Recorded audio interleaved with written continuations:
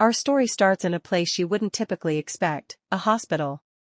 We meet our protagonist, Ju Yunhai, who's trying to have a conversation with her father, which feels rigid and emotionless, leaving her wondering what and where she did wrong.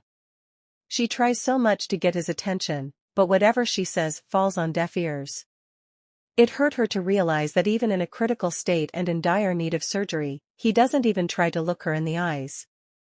Seeing no point in just waiting around, she decides to take a walk. Right in the hallway, commotions can be heard between a woman and a young man. The overly dressed woman seems infuriated, which beats the somewhat calm demeanor of the man, and it takes a moment before she realizes what is going on. That man is her husband. She instantly steps into the scene, shooting daggers at the redhead lady, and with the arrogance of a peacock, the lady asks why and what she and her husband are visiting for, crossing her arms maliciously, her words coming off like venom.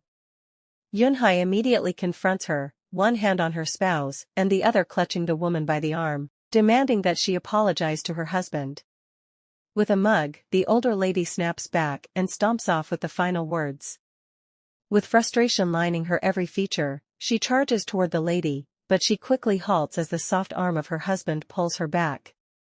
She leans close to him for comfort. Although his presence is enough for her, she can't help but feel troubled for her family. She expresses how unfruitful her visit to her father was and how empty it makes her feel inside. She pants, caressing where her evil stepmother left an imprint and asking if he still feels any pain, but he assures her that he is fine. She smiles, pleased with his response. Her visit here was supposed to be her thing, but somehow, he knew about it, too. She acknowledges that no matter how much she tries, he is too much in her skin for her to hide anything. Later at night, while cuddling with her husband in bed, poor Yunhai still can't get the whole incident off her mind. She apologizes to him, and with the same calmness, he wands it off like it's nothing, explaining that it is not her fault and that he is an orphan. After everything that happened, Yunhai still finds excuses to justify her stepmother's actions. Her husband leans in and plants a soft kiss on her cheek, making her feel great inside and lucky to have someone like him. It was unexplained. The constant reassurance from him made him even more perfect. In the heat of the moment, he holds her face and kisses her. However, he jerks back, stopping himself. He tells her he does not need to be provoked as it is one of her days, but Yunhai hushes him. In the next scene, we can see our female lead engaging in some flower decorations as her mind casts back on how much she and her husband have been trying for a child. She decides to go to the hospital the next week after she spends a great weekend with her husband at his quiet villa. The villa situated deep in the mountains was where the memories of their first night were made. Strolling into the passageway with one hand on her phone, Yunhai decides to text her husband while getting the villa clean enough for his arrival. Just then, she notices a crack in the wall. Why would a wall have a crack like that, she muses, curiosity piquing.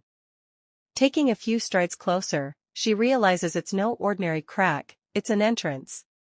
But to where? She leans into the wall panel, eyes wide and sparkling with intrigue. With a gentle push, the wall gives way, and she ventures down into what appears to be a basement. Armed with her flashlight, she pushes through door after door, until finally, she stumbles upon a switch. With a flick, it ignites a haunting red light that paints the distant corners of the room. Her mind is a whirlwind of questions as she surveys the enigmatic space. Spotting an opened laptop on a nearby table, she saunters over. There's a video queued up, ready to play. With a mix of anticipation and apprehension, she clicks the play button. The tattooed guy in the video doesn't ring any bells for her, but she's captivated and continues to watch. He appears to be in some sort of heated exchange, but with whom? His words stumble out in desperate pleas, insisting he's just the messenger, doing his boss's bidding. The visible man and his unseen counterpart volley back and forth about a guy named Kim In-cheol and the dire consequences of crossing him. The mystery man in the shadows poses a question: why is he a target? When Mr. Tattoos fails to deliver a satisfactory answer, the shadowy figure resorts to something downright chilling. He sets the tattooed man ablaze. Yunhai's heart slams against her ribs as she watches the body engulfed by the flames. The second voice comes up again, composed and gentle even in such a hideous moment. He makes a dark joke about how fast he took the life out of the other man by pouring too much oil into the fire. Yunhai rises her head up in that instant, hardly daring to breathe. She can recognize that voice anywhere. The figure materializes from the shadows, knocking the air right out of her lungs. Dojan. The man from the shadow is her husband. Presently, Yunhai and Dojan are having dinner at the villa in an awkward silence that seems overwhelming. He breaks the ice by suggesting they both travel to an island next week, to which she replies with a question about work. He clarifies that there was no need for worry as he found a doctor to cover his shift because traveling and being together for even a weekend was a priority. Her discouraging reply leaves him stunned, but it doesn't stop him from pushing conversations further. He comments on her mood and asks if it's because the meal is not up to her taste. This prompts her to speak about the basement, bringing the silence back. She pushes further, asking if he doesn't have anything to say to her. Just then, her cup slips from her hand as she pulls on her neck, gasping for air. Dojan, on the other hand, appears relaxed as he asks why she would keep pushing the question when she already knows the answer. Shock seizes her face as she coughs, thumping her chest and spitting out a thick glob of blood. Her husband still taunts her with words, questioning if she wishes he should lie about what she saw in the basement. Even on the verge of kicking the bucket, she doesn't want to believe whatever is going on. Her husband comes closer and in an attempt to comfort her, he places a hand on her cheek. Suddenly, Yunhai jolts from slumber, implying that it was just a nightmare. Her face is soaked with sweat as she slides out her tongue from between her lips, gasping for air. She sits up from bed wondering why she will have such a horrible dream, the horrid scene playing over and over again in her head. She checks her phone to get an update from her husband who still hasn't returned from work. With her heart thumping in her chest, she musters the strength to search for the person who killed the tattooed man. She reads that the case was called the Mu Am Sanbeek Kholsa serial murder case, consisting of 4 bodies. The last body, as expected, is the tattooed man in the video. Our main lead now faces the fact that if the video is real, then her husband has the ability to take the life of an actual person. However, she finds it hard to believe as he is too perfect to do such a thing. She can't misread him just from a silly video from her dream. Besides, he will tell her the truth if she is willing to ask without re-encountering the horrors of her nightmare.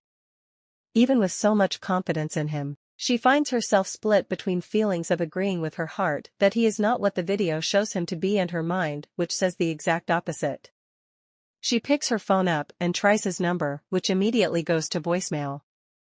Frustrated, Yunhai crouches in bed, replaying the video over and over in her head. It is a terror, but not one that will become a reality, right? Or so she thinks. Several minutes later, Yunhai notices a weird smell coming from outside. Out of curiosity, she goes to check it out, and you will not believe what she finds. The whole building is set on fire. Her first instinct is to get out of the fire, but she can't as it burns wild, rendering no place for escape. She banks on her last resort, calling for rescue. As she is about to rush inside, something wraps a hand around her face and draws her back. The pit of her stomach dissolves as she feels something cold and hard stick to her neck, and before she can break free, the figure releases her, slitting her throat in the process. She drops cat-like on her knees, struggling to breathe as the whole scene comes off as something familiar, and she can't think of anything but the man in the video. She makes an effort to speak one last time as the killer looks back at her, falling to her own darkness, the small light from her necklace glowing discreetly. In the next scene, Yunhai is seen on the ground, fully dressed up. The place, she recalls, is where her mother was laid to rest. With the way things have been going lately, she questions if this part of her life is just another silly dream. But this one, she admits, is so real that her neck doesn't hurt anymore. Like the place, her clothes and her new haircut seem too familiar, like she went back in time. Could she have been here before? She helps herself up, but before she knows what is happening, her body collides with something and she starts to fall to the ground again, but someone grabs her by the arm and catches her before she hits the floor. Everything comes into play now. She recognizes that she is not being tricked by her mind as the scene unfolds. She realizes that the person is none other than the handsome, caring and sexy Dojan, her husband. And as you can imagine, she is very shocked. Apparently, she's been transported back to the day they first met. In the previous part of our story, we get to know that our main lead is taken to the past, right on the day she first met her husband after she encountered a mysterious man who violently severed her throat in her villa. However, she still hasn't come to terms with it. Currently, she is taken aback by everything happening as Dojan helps her back to her feet. He figures she might have twisted her ankle during her earlier tumble and checks if she's injured elsewhere. When she gives him the silent treatment, he gently scoops her up, cradling her in his arms. Without a word, she clings onto him. At the bus stop, he plunks her down on a bench, explaining that they'll hang out there for a bit while he bandages her up because the hospital is miles away. Yunhai finally pipes up, assuring him she's not in pain anymore. Dojan, ever the practical one, encourages her to stand. But she resists, still feeling the sting of her fall. She insists on heading to the hospital and thanks him for his help, carefully avoiding his gaze. Dojan plops down next to her, insisting they wait for a cab, leaving Yunhai speechless once more. She sits there, deep in thought, wondering about the man she's been in love with. She finds herself asking him about Moon Jong, but he denies knowing him, prompting her to describe him in detail. Despite her efforts, she can't seem to jog his memory. The nightmare of the video and the name Kim In-cheol, someone her husband seems to have a beef with, makes her question everything she thought she knew about him. Yunhai is so lost in everything that she doesn't notice the hand creeping up on her. With her eyes wide, I turns to the side and asks if something is wrong. Dojan stutters, telling her that there is a spider at her back he's trying to catch. She looks behind her, hardly daring to breathe and then screaming for him to get it off of her. Crying out "Appa," she flings herself at him, clinging on for dear life as she inquires if the eight-legged intruder is gone. A bit baffled, he reassures her and helps her straighten up. An awkward silence descends, broken only when their gazes meet, holding each other's attention. With a sudden shyness, she pivots away, her face hidden as she apologizes for her boldness. Dojan's head dips forward, his body shaking with mirth. Is he seriously laughing at her? Yunhai shoots him a frowning glance and demands he stop, to which he sheepishly apologizes, adding that she looks adorable. For a brief, intense moment, she gazes at him, the desire to trust him resonating deep within her. In the next scene, Yunhai trudges back home from the hospital, her right leg encased in plaster. Her home stirs up painful memories of her sick father. She also realizes it's her mother's Memorial Day and the anniversary of her first meeting with Dojan, 9 years ago. She finds herself yearning, then overanalyzing about the man who ignited the fire and waited to finish her off, without a second thought. Her thoughts rewind to the day of the incident, the day her husband hadn't come home yet. Could it be? She can't reconcile the idea that her husband would be the one to harm her. She knows he could never do such a thing. Yet, she misses him and worse still, wants to trust him. As she contemplates her next move, she recalls the video of the man in the basement, Moon Jong, and why her husband felt compelled to end him. A lightbulb moment strikes her. If she can uncover the reason, perhaps she can prevent it from happening again. She arrives at a resolution: she will not let Dojan be that man. Later, we see Dojan standing by a gravestone, conversing with the departed about how her daughter always breaks into tears at the sight of him. He remembers a time years ago when he had to tell a distraught little girl that her mother won't be returning, causing her to cry inconsolably. The girl is none other than our protagonist, Yunhai. He observes her, realizing that crossing paths with someone like him has always spelled trouble. Back at the medical center, Dr. Dojan is engaged in a chat with a lady who appears a bit timid. She blushes fiercely as she musters the courage to speak her mind. She confesses that she knows he's not one for romance, but takes the plunge and asks him out anyway, promising a world of benefits. Meanwhile, Yunhai is secretively observing this exchange from behind a bush, filled with regret. She watches as another woman makes a play for the man she's due to marry. From her covert surveillance at the hospital, she realizes that his professional persona is worlds apart from the man she's familiar with. The lady apologizes to Dr. Dojan, who shows kindness by reassuring her that he'll put the incident behind him. Returning home, Yunhai is irked by what she's uncovered on her reconnaissance mission. Why would a woman weep over a rejection? And why was Dojan so considerate towards her? She shakes off these thoughts and refocuses on the case details pinned up on her board. She predicts that Moon Jong's disappearance will occur in 6 days, with Park Min as the second victim. With only 5 days left, she needs to devise a plan to prevent these events from happening. She's now fully convinced that she has to trust him. She knows she has to act. Over on a bustling street, Dojan is seen chatting with a man while they're out running errands. He teases the younger man, asking if he was invited because he couldn't bear to visit the orphanage alone. The man retorts, saying it's simply because he lives nearby. They make their way to a store, shop, pay, and agree to have their purchases wrapped. Suddenly, the brown-haired man spots an odd figure outside. His eyes follow the stranger as he approaches a pair of women, grabs the bag nearest to him, and makes a hasty escape.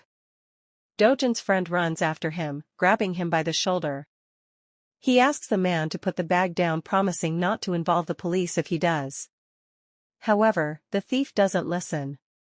He pulls out a penknife and drives it straight to his victim, impaling him in the arm. The brown-haired man falls to the ground in pain as the thief dashes off, just in time for Dojan to capture the scene. In another scene, Yunhai is seen walking down the same road Dojan passed. She knows he is to meet up with his friend Co1, and then she waits, wondering if she's too early. With speed, the masked man keeps on running until he collides with Yunhai. She immediately apologizes, asking if he is okay as she kneels to help him with the bag. With the shock of recognizing that the purse is not his, she grabs it by the rear and pulls hard. The struggle goes on for a while, before he knocks her off, making a run for it. However, Dojan charges towards him, instantly throwing him off balance and pinning him to the ground. He delivers hard blows to the thief's face, subduing him. Just then, Yunhai sees the knife and drives for it, clutching it tight in her hands. This gives the masked man room to kick Dojan off, grab her, level her up to her feet and push the knife into her skin. He threatens to end her if Dojan doesn't stay clear, promising that he is not mincing words. Scared, Yunhai stares at Dojan for help, but in return, he smirks, his eyes fierce as he gives the thief the go-ahead. From fear to shock, her eyes widen like saucer plates as she sees him sell her off like she means nothing to him. Yunhai starts to question her understanding of Dojan, pondering why he would make such a comment. Dojan keeps his composure, his voice steady as he reveals the grim reality to the masked man, assuring him that he'll eventually be caught, and potentially for more than just theft.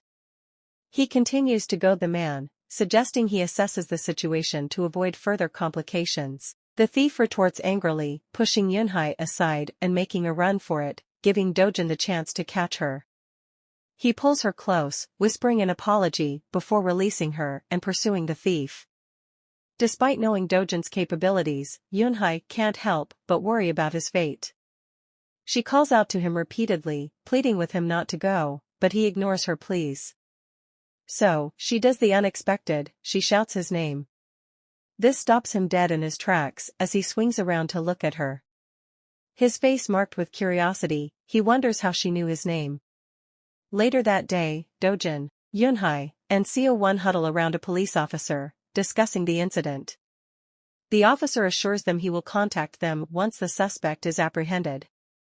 He also gathers more information from them, realizing the case goes beyond mere theft.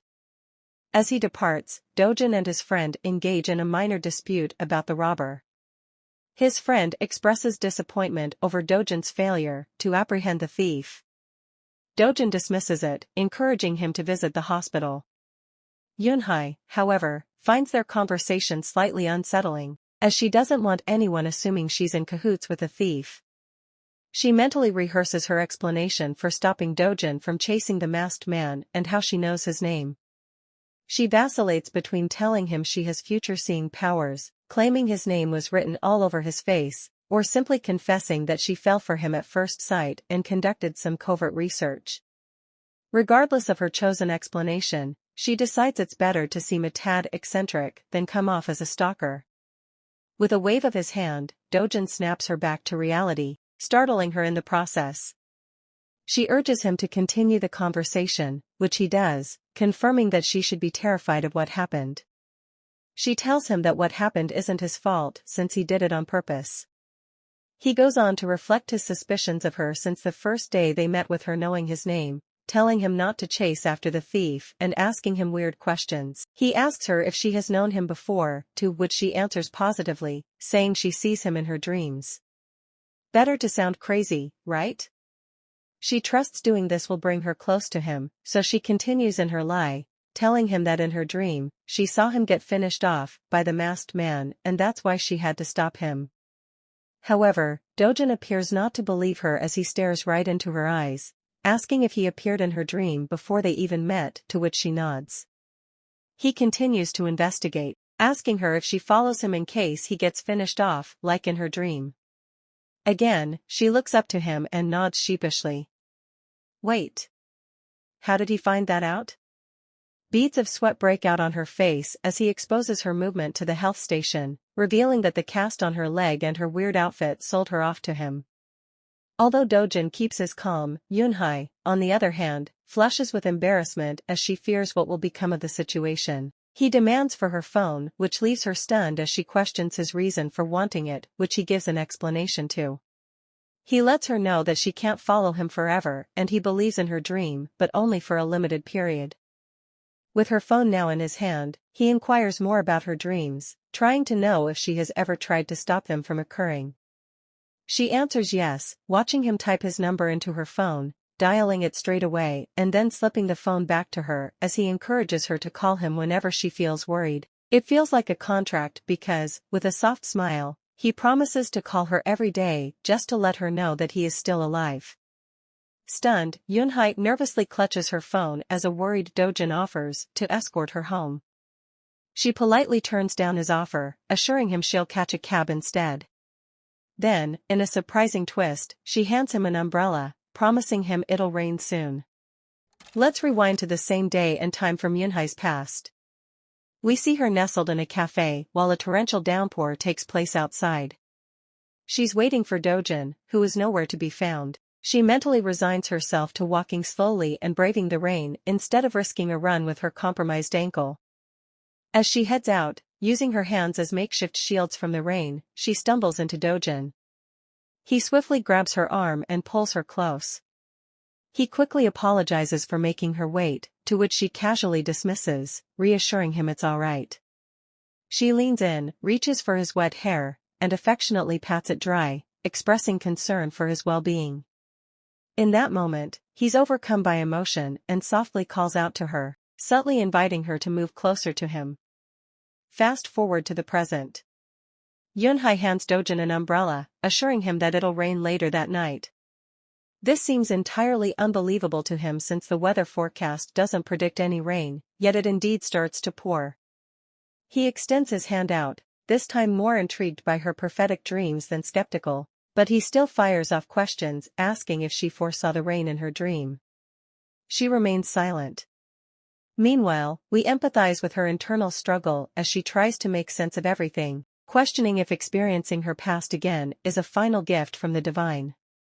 And just like before, she knows Dojan will get drenched, but this time she doesn't wait for his invitation. Instead, she takes the initiative and pulls him closer herself, taking control. At her home, we find Yunhai rummaging through an open box.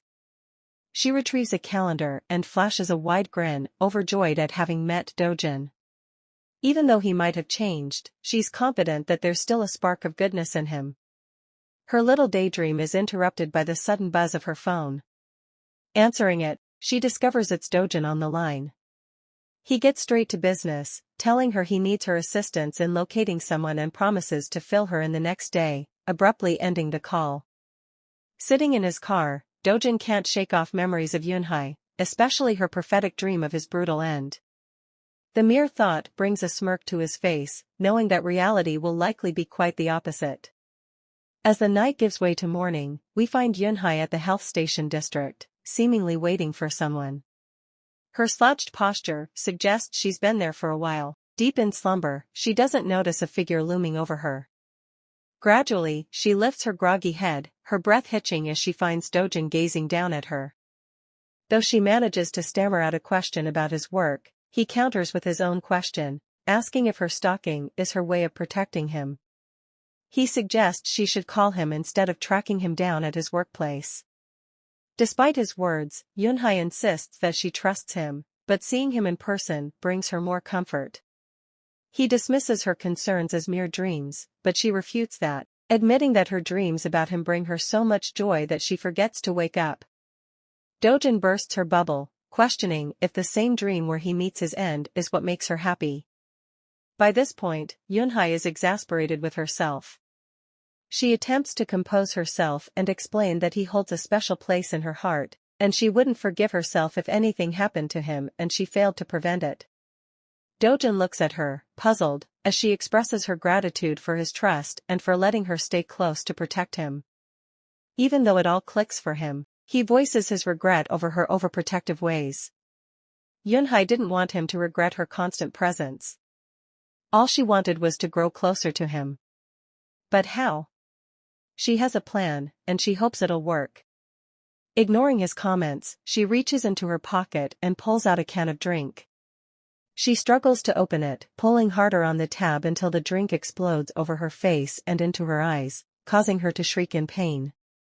In the next scene, we find Yunhai stealthily celebrating a small victory in an unfamiliar bathroom. Her back pressed against the door, she tries to contain her excitement. Her plan worked. Suddenly, a knock on the door brings her back to reality. It's Dojan, offering her some dry clothes he left outside the door. He also mentions how uncomfortable her wet clothes would be for her journey home. Going home? She plans to spend the night. Oblivious to her intentions, Dojan continues making suggestions from the other room, including using a dryer from the drawer if her clothes aren't dry enough yet. With this unexpected turn of events, her mind races, and her heart pounds in her chest. She hurriedly tosses her clothes into the sink and calls out to Dojan, letting him know she's washed them. Unfazed, Dojan leaves the folded clothes at the door and heads off to find another set as promised. Just then, Yunhai, half-dressed, dashes out from the bathroom. She peeks out and timidly asks if she could stay the night since she missed the last bus. Taken aback by her state of undress, Dojan averts his gaze, speaking over his shoulder, giving her the okay. Elated, she thinks her plan is working. However, her bubble soon bursts when he mumbles about sleeping elsewhere, given the number of hostels in the vicinity. Undeterred, she follows him around, trying to guilt-trip him into staying the night with her. However, he doesn't bite, suggesting he could sleep on the couch or, better yet, the floor. She catches up with him, offering to stay just for half the night if it suits him. But he refuses, backing away and crossing his arms over his chest in discomfort. Forgetting about her bad ankle, Yunhai keeps getting closer with each plea, while Dojan tries his best to avoid her partial nudity, urging her to get dressed. Suddenly, she trips over, sending them both tumbling onto the sofa with her landing on top of him. A flustered Dojan pleads for some space. As if that's not enough, she pulls herself up, looks him in the eye, and insists that he let her share his bed. Yunhai continues to plead her case while still atop Dojan until he finally surrenders, humorously waving an imaginary white flag. He requests that she get dressed as she casually divvies up sleeping arrangements. As she sits up straight, her towel slips a little. Dojan is about to protest but quickly covers his face, assuring her there's nothing to see. He gently insists that she get off him, which she does, offering an apology before dashing off and leaving a flustered Dojan in her wake. Fast forward to the next scene, Yunhai is sprawled out on her bed, a pillow muffling her giggles as she replays their awkward encounter. As she mentally notes to get a closer look at him later, her phone buzzes with a notification. It's an update on the case she's been tracking. The subject, a 27-year-old man named Park Min-hyuk who's gone missing today. That's why she wanted to keep Dojan home. She realizes it might not be enough, but it's the best she can muster without knowing Dojan's connection to the tattooed man and why the second victim disappeared. The more she thinks about it, the less she knows about the case itself. Why were 4 bodies buried at Muayam Mountain? Who's the culprit? She hopes for a movie-style epiphany, but she's at a loss. All she really knows is that 4 bodies were unearthed on a mountain 7 years ago, and 2 years after that, she was attacked at her villa. As you can imagine, our protagonist is lost in thought, deeply mulling over the case. She recalls the difficulty in finding evidence or witnesses in the past. But now that she's back in time, she realizes she might have a fighting chance. Or does she? The following morning, Yunhai sets out with a determined stride. She's got intel that Park Min lives near her school, but involving the police will be tricky without a solid reason. She can't exactly ask them to investigate based on her dreams. That absurd story is reserved for Dojan. So immersed in her thoughts, she doesn't notice a man approaching until he reaches from behind her and snatches a pair of chopsticks from her side, startling her. Snapping back into reality, she looks up to the man and apologizes, and as she catches his face, she feels chills run down her spine as she realizes that the stranger in the store is none other than Park Min. What is he doing here? Why is he alive? To her surprise, Yunhai does what she knows how to do best. She follows him out of the store, into the rainy streets and down a lonely valley. She stops in her tracks to confirm that what she is seeing is real because according to her research before her assassination, he was supposed to go missing yesterday, except there is a mix-up in the case. The past alters because of her, or worse, because she persuades Dojan to stay home. She tries to call him but rethinks her decision because she trusts he has nothing to do with Park Min, nor does he have a hand in her assassination. Just then, a figure emerges from behind and whacks her in the head with a rod and watches as she falls helplessly to the ground. Later, we see our main lead lying in a familiar room as she struggles to keep her eyes open and immediately jolts out of bed to examine herself. She whines in pain as she touches her neck wondering if all that happened was a dream until it suddenly dawns on her that she is in Dojan's house. She gets out of bed and walks to the living room only to find a sleeping Dojan on the sofa, but he doesn't look well at all. She crouches beside him and places the back of her palm on his forehead. Although it is a harmless gesture, his eyes shoot open and within seconds, he snatches her by the arm and throws her down, going straight for her neck and squeezing hard. Yunhai chokes up some words as she begs for air. She sees the bandage tied around his right hand and remembers that it is the same hand her attacker sustained an injury from her. It's just a coincidence, right? But the intensity of Dojan's eyes makes her believe that it's probably not. Chapter 8. Yunhai struggles with kicks, but nothing seems to work, making her so out of breath that she feels her body shutting down. Just then, Dojan gets a hold of himself and pulls away, bursting into a shower of apology which Yunhai halts, telling him to stay away from her. She asks how she is now in his house, and he gives a detailed reply of being called by a stranger after she finds her lying in the rain by contacting the number she sees on her phone screen. He even goes as far as to show the conversion between him and the stranger and then states that bringing her back to his place was his idea because she wasn't injured. At this point, Yunhai cares about one thing, the bandage on his hand. She questions him about it, he tells her to forget about it, hiding the injured hand behind his back like a toddler, but she doesn't listen. She grabs his hand forward to check it out and finds that it is bleeding. Dojan agrees to show it to her, peeling the bandage off slowly, explaining that he cut himself. Fortunately, she notices that the wound doesn't reach the back of his hand, meaning he is not the attacker, and she also discovers that he has never had an injury like that in the future, and she apologizes for the discomfort. Dojan trails a finger down the sore skin of her neck, apologizing for scaring her and telling her that he is always a little sensitive whenever he is feeling unwell. Yunhai pays no mind as she seeks permission to rest on him for a bit, taking all of him in. She believes that she is the reason he now has nightmares, and he is hurt because her presence in the past makes a shift in the future. In another scene, a heavy door is seen cracked open with blood overflowing and pouring down the stairs, while a child is seen walking towards the door. Big, terrified eyes stare back into the door as a voice calls for the child to go away and hide. The face belongs to none other than young Dojan. The mysterious nightmare continues with a man laughing crazily as he calls random words out while holding a screaming Yunhai hostage with a knife to her neck. And just like the villa, a building is on fire again while a young Dojan crouches in the corner, fearing for his life. Moving to the present, Dojan struggles so hard to fall asleep as Yunhai nurses him, telling him that everything will be fine. Back into Dojan's peculiar dream, he finds himself sitting in an odd, unfamiliar place. Suddenly, a plush toy approaches him, asking why he's all alone. Just then, Yunhai materializes behind him, encouraging him to join her and play. Suddenly, Dojan is jolted awake from his unsettling dream. As he blinks his eyes open, he notices his hand, the one with the injury, intertwined with Yunhai's. This leaves him slightly perplexed. He sits up and gazes at her, admiration in his eyes as the morning sun bathes her face in a soft glow. In a tender gesture, he raises a hand to shield her eyes from the bright light. Shift to the next scene, where we see a man with his back turned to us. He's holding a picture of Yunhai. His hand bears scars identical to those she inflicted on her assailant the night she encountered Park Min. The scene segues into a flashback to that fateful night. We see Dojan assisting Yunhai while a friend looks on, noticing his hand. The friend asks if he's injured, but he dismisses the concern, claiming he's fine.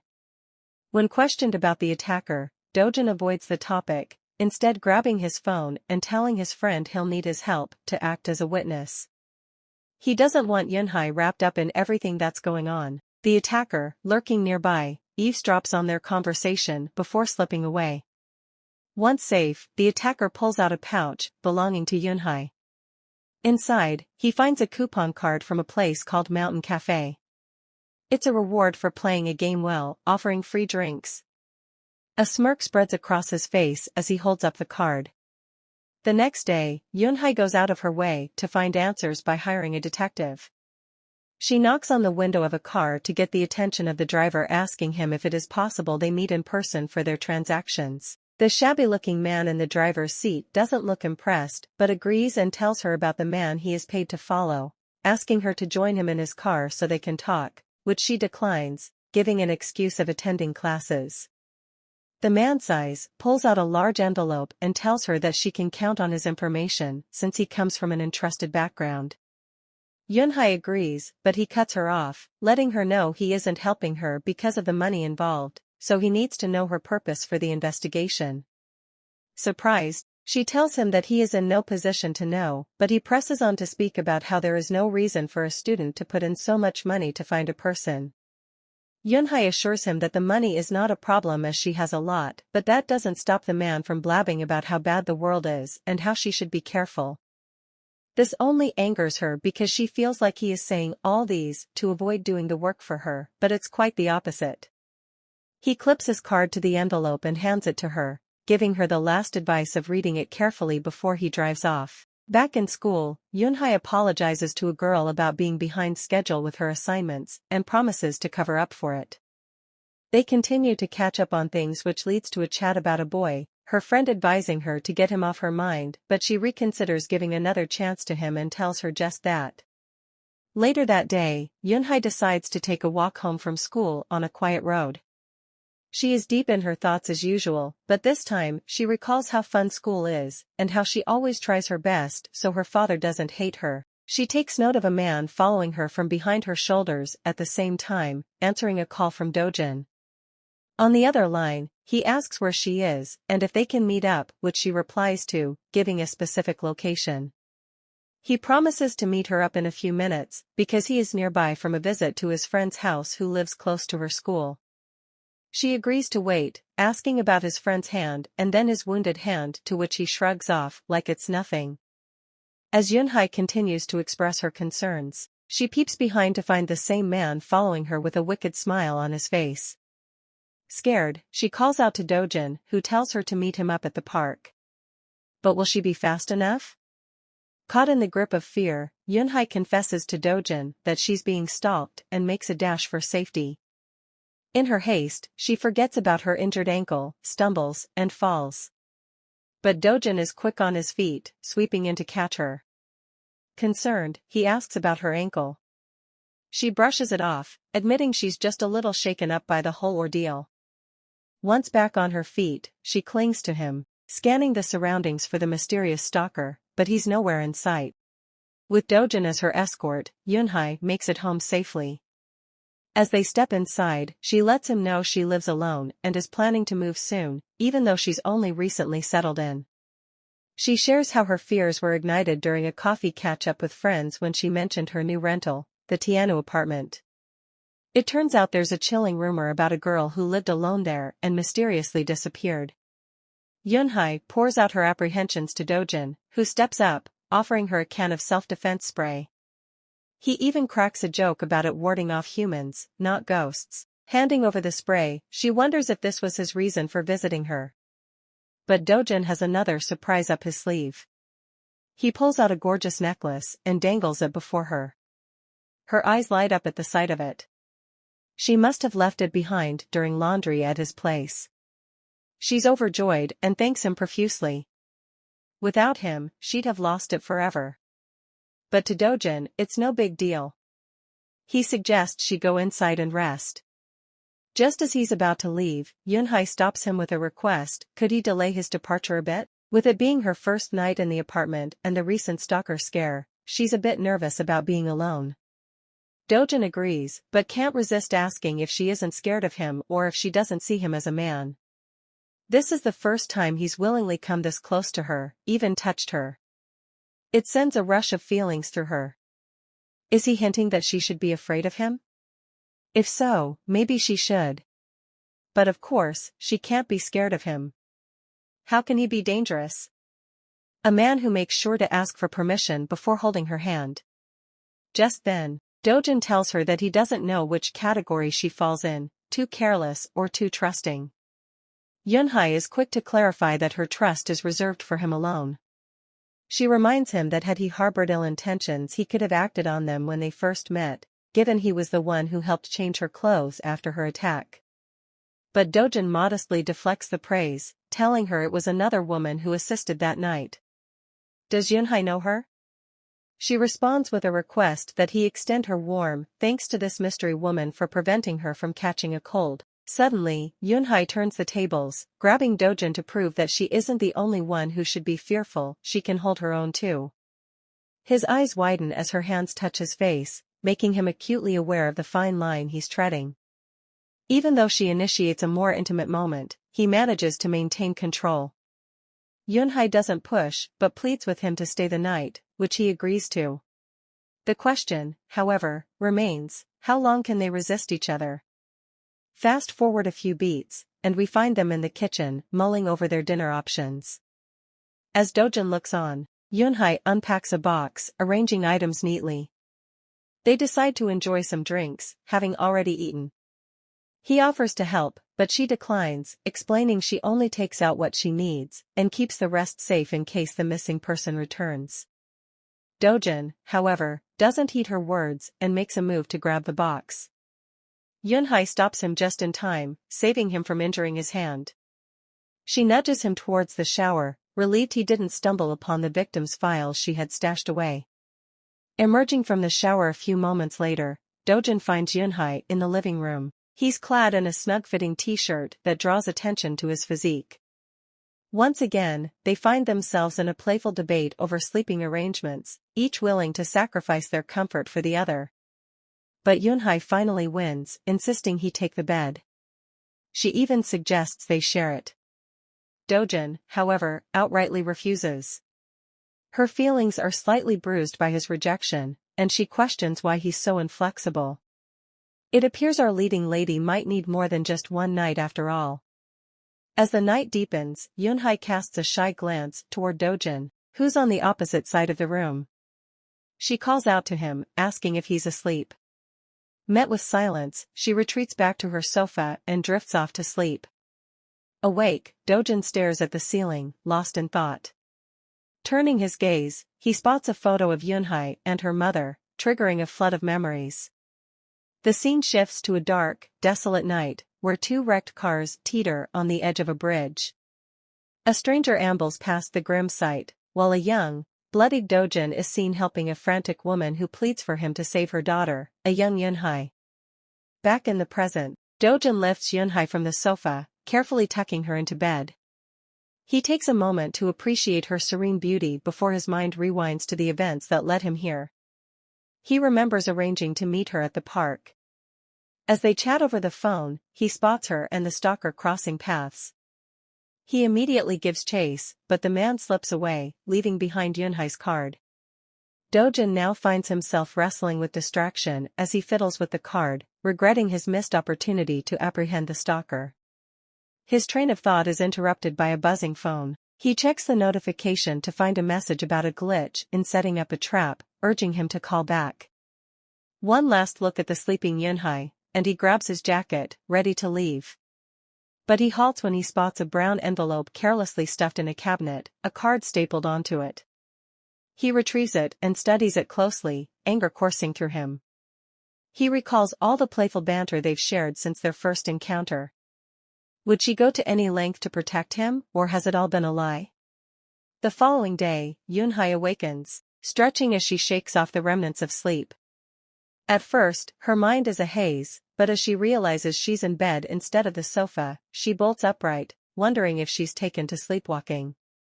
To her surprise, Dojan is still there in her apartment. He teases her about how peacefully she sleeps, before steering the conversation towards pressing matters like the envelope he found.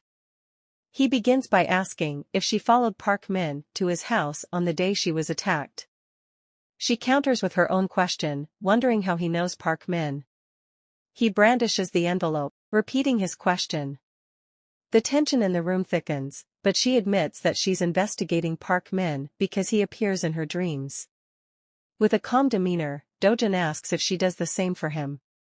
She denies it, and he proceeds to pepper her with questions about his past. He gives her the chance to explain what she plans to do once she finds all the people from her dreams and what she hopes to gain by keeping him safe. But she can't admit she's trying to prevent him from becoming a murderer, so she lies again. That's the last straw for Dojan. His usual pleasant demeanor shifts dramatically as he demands to know what she knows about him and why he's so significant to her. He warns her that if she's secretly investigating him and the others from her dreams, she better not mess it up, or she'll be outed before any of them. Yunhai is taken aback by his words, fear creeping into her gaze.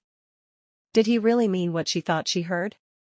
In the following scene, we see a mysterious man, later revealed to be the scruffy detective Yunhai met at school, standing at a doorway, his eyes fixed intently on a camera. He studies it for a moment, before reaching out and yanking it off.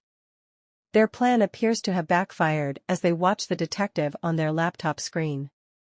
Seo-1 is disheartened that the police discovered the cameras they'd hidden at Park Min's house. But Dojan clarifies that the man isn't a cop anymore, and he knows this because he's familiar with him. He asks Seo-1 if they were successful in apprehending Yunhai's stalker. When Seo-1 says no, Dojan can't help but smirk. The scruffy detective will aid them in locating Park Min. His new plan seems promising, at least for now. In the next scene, we see a young man sprinting through a door, shouting for his boss and announcing that there's a visitor waiting. Receiving no response, he strides over and thumps his boss on the back. His boss groggily wakes up, grumbling about needing more sleep to function properly. But at the mention of the name Park Min, he springs to life in a second. The detective, who we now learn is named Choi Tae, tiredly peels off his sleep mask and gets ready for business. In a few minutes, he's dressed up and in a conversation with his guest who hands him a bag with a proposition that he helps him find the owner of the bag as he mistook it for his. The owner of the exchanged bag is Park Min. The man at the other side of the table is none other than Dojan, but not the regular one, Dojan in disguise. He speaks about finding it hard to get help from the police as the task is too small, but Choi Tae assures him that it is no big deal. He pays the detective up front and promises to make another payment once their guy is found in a week. Choi sees the money as too much and tells him exactly that, but he's interpreted by his apprentice who advises him to take the job as it is, which he agrees to, promising to do his best. Dojan gets up to take his leave but stops himself to ask the detective a personal question: why did he quit his job as a police officer? In the past, after the car accident happened, Dojan was taken to the police station as the only survivor and witness to the scene. There was a lot of buzz about how he made it to the mountain from his house, and if he saw the face of the criminal.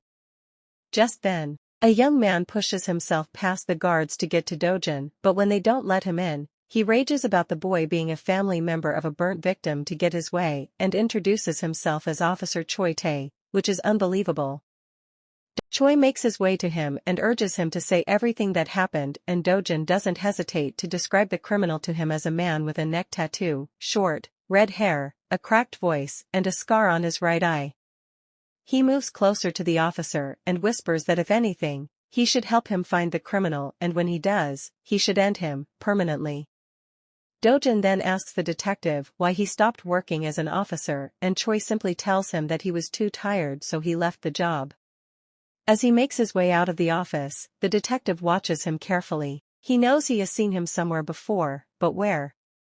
Choi Tae crushes the butt of a cigarette in an ashtray and falls back on the sofa, asking his apprentice if there is any success in locating Park Min, which he says there isn't, at least, not yet, since he is going through the memory card of Park's camera. They have a little chit-chat about their private agency and how to level up and fix some patches until Ace finds something on his computer. There are photos of a helpless girl hanging from the ceiling with blood gushing out of her mouth, hard evidence of sexual assault. Choi gets into detective mode, demanding all missing persons records from 2 years back in the same location Park Min stays. They have to find the girl. Back in school, Yunhai is in class with her friend, but she can't stop looking at her phone from time to time as she tries not to worry about Dojan's whereabouts, seeing that he hasn't replied to any of her messages. Even though he cared enough to leave some medications for her at her door, she still feels he's avoiding her because she overplayed her role by acting like she knows too much and even paying a detective to investigate for her. Poor Yunhai can't think straight anymore because of how different he was last night with raising his voice at her, because he has always been gentle with her even when she does the stupidest things. She desperately wants to hear from him, and mostly, she craves to see the other side of him. After classes, Yunhai gets on the phone with the detective to discuss Park Min's case, but is hit with a piece of new information that he has gone missing without a trace. Choi tells her about the CCTV footage he found of a man seen close to the missing girl's house, which is also close to Park Min's house. He explains that the photo of Kwon Min Jong, the missing girl, was taken in Park Min's camera the same day as the CCTV footage of the man with the suitcase was captured, banking on the fact that it can't be a mere coincidence. Again, Choi asks Yunhai her reason for spying on Park, but she refuses to answer as they already went over it before, but he pushes it this time since it has become too big of a deal, but she is still not shaken by it his question. He tries to persuade her to speak about her intentions of spying on Park and what she knows about him so he can help her with the case, because as a former officer, he knows something that she doesn't. If she pokes her nose around and finds about what Park does to women, she will be implicated as well. From what Yunhai knows, Park Min just might be our killer. When she thinks of it, the future changed wildly since she was attacked in front of his house, and with everything going on about Dojan's new injury, the stalker, the self-defense spray given to her, and all the warnings about Park, it is clear to see why she feels that way. But is that enough reason for Dojan to hurt the tattooed man? Because those men did the same things to others? And did he even do it? Taken back to the past for more context, we observe the stalker rolling his box into an unknown building as he keys in the password and gets into the apartment. He smirks before entering and slowly walking up to a lady who is peacefully sleeping in her bed. With the intent of keeping her alive, he presses a white cloth to her face, suffocating her instantly. Presently, Park Min is sitting on the same bed with a smile on his face as he plots his devious plan yet again. Laughing, he looks at the portrait at the side of the bed, knocks it over and steps hard on it while making rude comments, but he immediately halts as the door squeaks open, revealing Yunhai's frame. With a trip down memory lane, yet again we are introduced to Dojan as he rambles in an apartment. He seems a little tense as he ignores a call from Yunhai, places his phone on a table next to a tray of bandages soaked in blood, and goes about his business. He looks over his shoulders and right there in his bed is the missing girl, Min Jong, covered with bruises. In our next scene, we see that CO1 later finds the identity of the thief. Back at the hospital, he hands Dojan a white bag and tells him that the criminal from weeks back wasn't in for the money as he had other motives, like getting information from the female student he stole from. Dojan examines the bag as his friend keeps dishing out detailed evidence about their guy, explaining that the thief has been following Yunhai to her house and workplace whenever he keeps an eye on him and that he burnt the bag he stole at a construction site. The whole story makes it evident that the stalker of Yunhai is also the pickpocket from weeks ago. CO1 tells his friend that he also followed the stalker to his house, which raises concern and brings out his professional side. He advises his friend not to push too hard on the investigation as his body is not fit enough and the man they are dealing with is dangerous. With a sigh, CO1 expresses his frustration and promises to go easy next time. Even with the seriousness of the case, Dojan knows that it is no use involving the police as everything could get messed up in the end. However, he counts himself lucky. At night, back at the apartment, Min Jong is still lying in bed calm as ever. We get to know that Min Jong is being nursed by Dojan's auntie, a sweet lady who doesn't mind taking care of a total stranger. She asks about Yunhai, who she had also taken care of a few days back, wanting to know if she has the police on the case yet, but Dojan tells her that Yunhai doesn't want them involved and uses the opportunity to send her warm regards. With that, he thanks her and takes his leave. On his way home, Dojan receives a call from CO1, who is currently watching Yunhai at her apartment. He tells his friend that she is safe in her house, but he is also suspicious about the light that doesn't seem to come off. Dojan promises to meet him in an hour, but CO1 objects, his words laced with worry as he tells him to take a night off from watching over Yunhai. Well, talk about the devil. Dojan excuses himself to receive a message from Yunhai, but is immediately shocked by what pops up, a photo of her cramped in a box with a cryptic message below it to give the sender back their toy. Back at the secret hideout, Yunhai is scared to death because she doesn't recollect how she ended up here, but she knows exactly what happened before that. She remembers that after work, she goes back to her apartment still keen on finding out more information about Park Min but is immediately attacked by him. Without a minute to collect herself, he tackles her to the ground and threatens her with a knife to her face, promising to end her if she makes a fuss. Currently, she knows who Park Min is, but what she doesn't know is why he kidnapped her and how he knew her house. She looks around the unfamiliar room and tries to maintain her cool while finding a way to escape. However, she is immediately thrown back by her weak ankle. As chills run down her spine, she faces the fear of being unable to escape and instantly remembers the self-defense spray, but there is just one problem: she has to untie her hand to use it. And like the situation couldn't get any worse, Park Min kicks in with a dramatic entrance, taking the last bit of Yunhai's stability.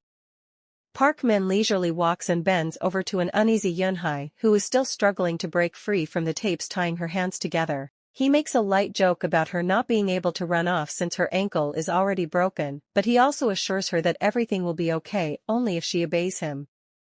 For the first time and slowly, she speaks, asking him his reason for hurting her, but this only triggers him. He violently takes her by the hair and launches her to the wall, telling her that she is the reason everything goes south, making him spill the blood of more than 2 people and turning him into a total monster. Yunhai offers to compensate for her troubles, however, the offer is immediately thrown off as Park admits that he isn't doing any of it for the money. He lets her in on everything he knows about the investigations she and Dojan have going on and vows not to take it easy on them. He bashes her to the ground, giving her an opening to spot a weapon on the floor, but before she can grab it, he produces her phone and begins to click away. Yunhai stares at him with wide eyes as he holds it up to her face like some kind of poster, showing her a ghastly photo of Min Jong, who is now her ransom. An incoming call from Dojan interrupts their little session, and when Park answers, he teases him for saving Min Jong because now, he has to turn her over to him again. Dojan on the other line doesn't bulge and does what he has to do to keep Yunhai safe. Realizing the extent Dojan is willing to go for Yunhai's freedom, Park Min switches plans. He first confesses to breaking Yunhai's ankle, but he promises not to hurt her again only if Dojan does as he tells him, which is to get to his house, take Min Jong with him and kill her himself. Late into the night, on a deserted street, CO1 keeps vigil outside Yunhai's apartment, his car stationed inconspicuously by the roadside. Dojan joins him later, briefing him on the situation and cautioning him against entering the apartment until he's contacted. CO1 sighs heavily, his disappointment palpable over his inability to safeguard Yunhai.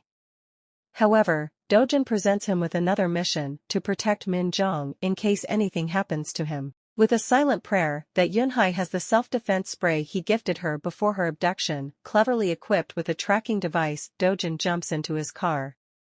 His relief is palpable when he quickly pinpoints her location.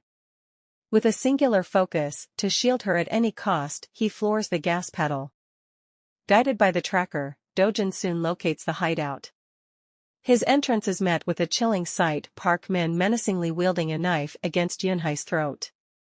Park Min confronts Dojan, demanding to know how he found them. Instead of answering, Dojan commands him to drop the weapon.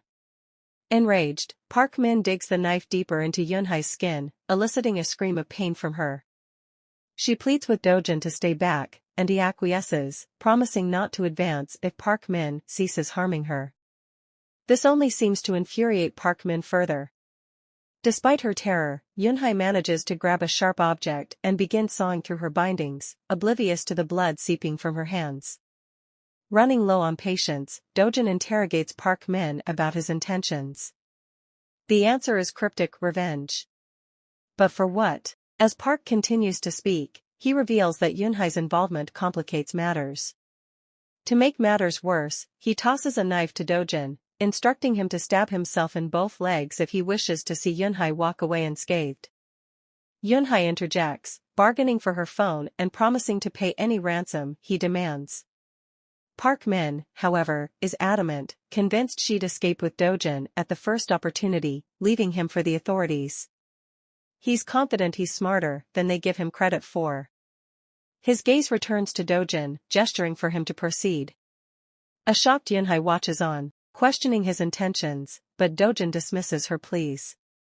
With a deep breath, he lifts the knife high above his head and does the unimaginable: he plunges it into his own thigh. Yunhai's heart wrenches as she witnesses Dojan's painful sacrifice, tears welling in her eyes. Park, on the contrary, is visibly thrilled, his laughter echoing ominously around the room. He admits, with a hint of surprise, that he hadn't expected Dojan to go through with it. Yunhai finds herself repulsed by his words. Does he consider human life a mere plaything? She can't help but ponder if she's the reason Dojan is enduring all this pain. A flurry of questions about the past whirls in her mind, particularly the night she was attacked and whether Dojan's injury was a result of his attempt to shield her. Her return to the past, she realizes, has only complicated matters further. Park Min, however, seems far from finished. He expresses satisfaction with the turn of events and assures them that he'll keep his word and free Yunhai. As Dojan extracts the knife from his thigh, he issues a stern warning to Park: if he reneges on his promise, Dojan will hunt him down, no matter where he hides. Park merely chuckles at the threat, urging Dojan to wrap things up and assuring him that he'll uphold his end of the deal. Meanwhile, Yunhai is close to freeing herself from her binds. The blood seeping from her hands weakens the adhesive of the tape, bringing her one step closer to escape. Simultaneously, Dojan is formulating his own plan. Despite the debilitating pain in his legs, he's determined to seize an opportunity to attack Park when he least expects it. As Yunhai finally wriggles free, she snatches the knife from Park and propels herself forward, landing hard on the ground. Twisting around, she manages to kick Park off balance, though the effort sends a jolt of pain through her injured ankle. This momentary distraction gives Park the chance to reclaim his weapon, but Dojan lunges forward, snatching the knife before Park can grasp it. With the tables turned, Dojan taunts Park, asking him how it feels to be on the receiving end. Without waiting for a response, he thrusts the knife deep into Park's chest. Park gasps as blood splutters from his mouth, his curses filling the room. But Dojan isn't done yet. He drags Park to the ground like a ragdoll, using a nearby metal gate as an improvised weapon to inflict further damage. Paralyzed by fear, Yunhai can only watch in horror as Dojan ruthlessly dismantles his opponent. The sight of Dojan, relentless and unforgiving, is a stark contrast to the man she knows. As soon as the rage leaves his body, Dojan turns and heads towards Yunhai, shrugging off his jacket and putting it on her. She asks why he hurt Park Min the way he did and why he hurt himself too, but Dojan pulls her in and holds her tight in his arms, whispering apologies to her. He remembers the day he escaped from the burning house when he was little and found a woman lying helplessly in the bushes. She asked for one thing alone, for him to save her little girl, Yunhai, and since then, he couldn't get the name out of his head. He figured the only way he could protect her was by staying away from her yet, watching her closely and wishing her nothing but the best in life.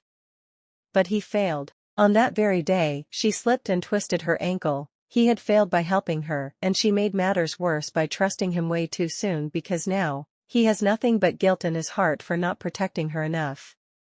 Shaking, Dojan trails a hand down Yunhai's face and holds her gaze, his heart thumping painfully in his chest. Unable to contain his emotions yet again, he pulls her into a warm embrace and holds still, rendering Yunhai speechless.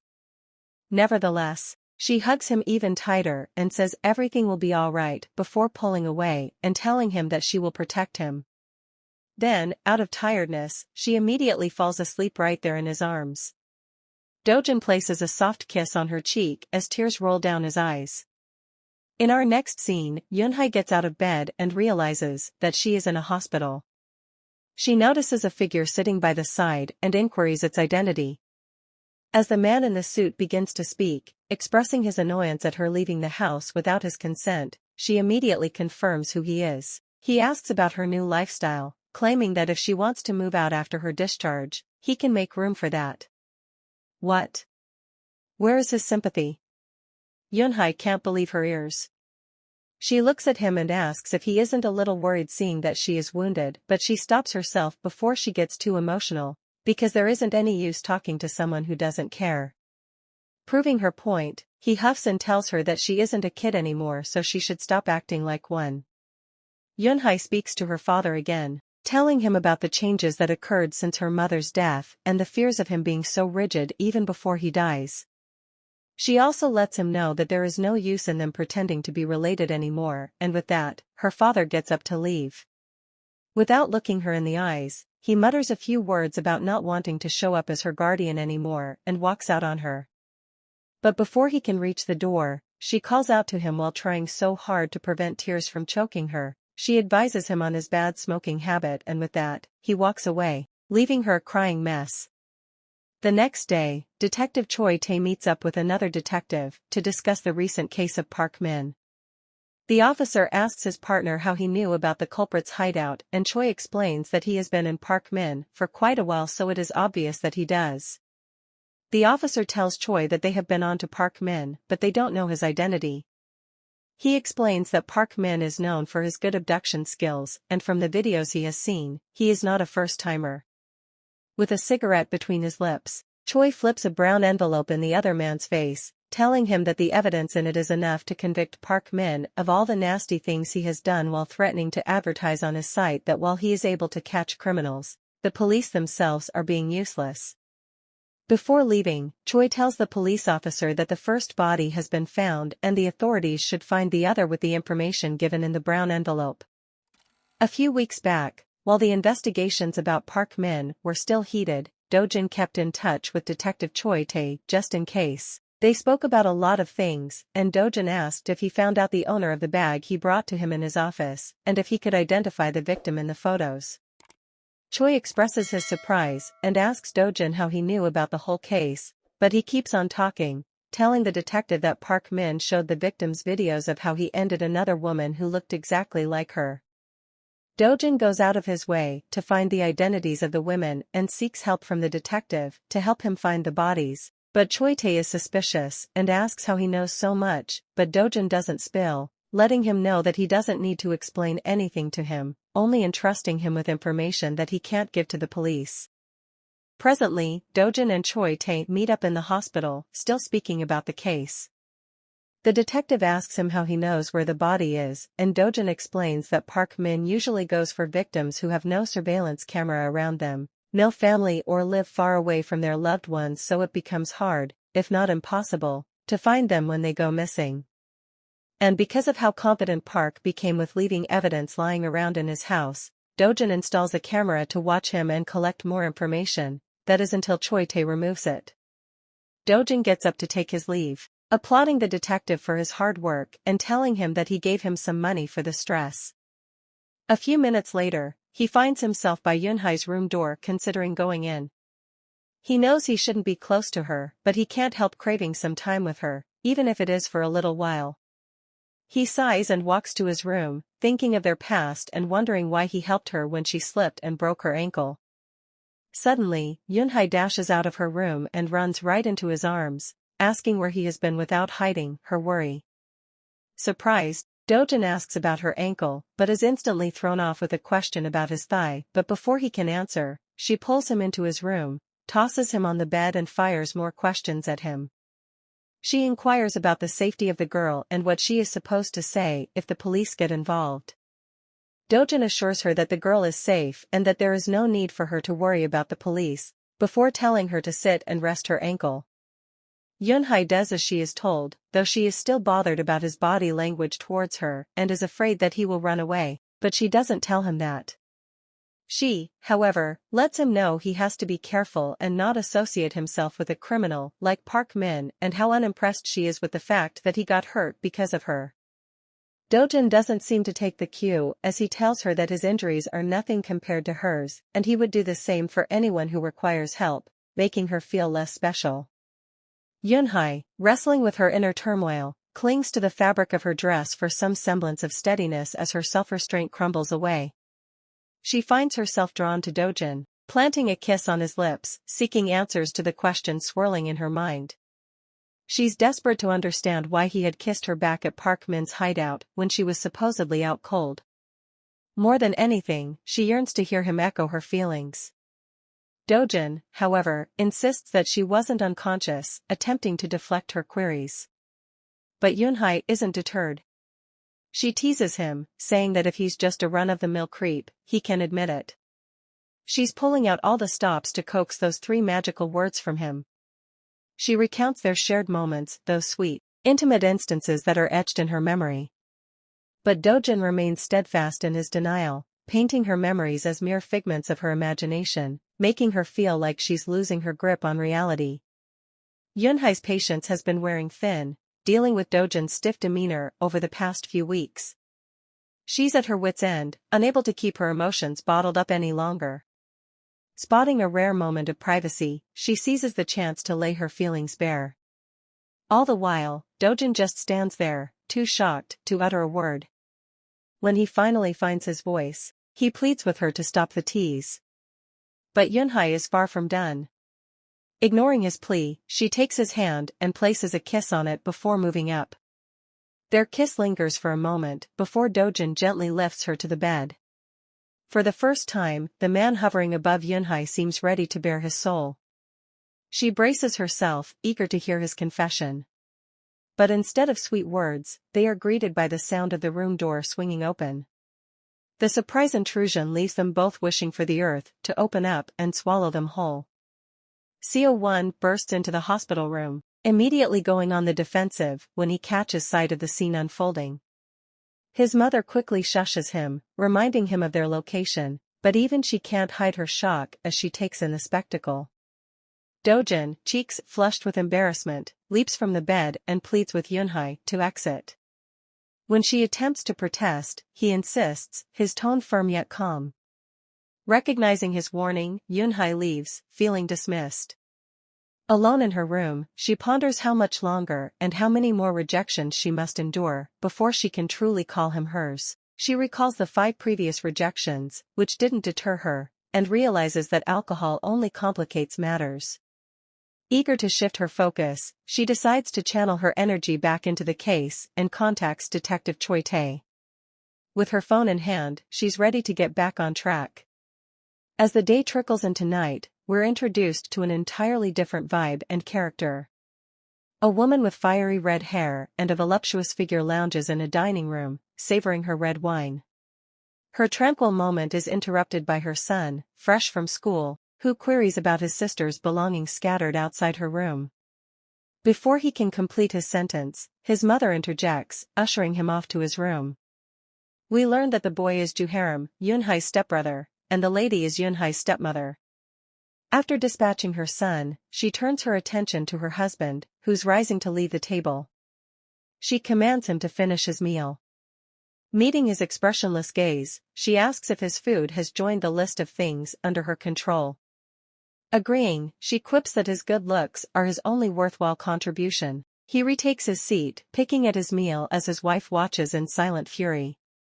She stalks over to him, outlining the cause of his concerns as if he's incapable of figuring it out himself.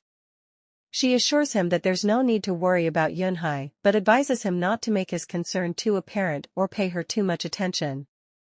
Leveraging her greatest weapon, she leads him seductively to their bedroom, ensuring he has a night to remember. Inside the sterile walls of Seiyin Hospital, CO1, still nursing his injuries, decides to spice up his buddy's day by ribbing him about his recent romantic escapade.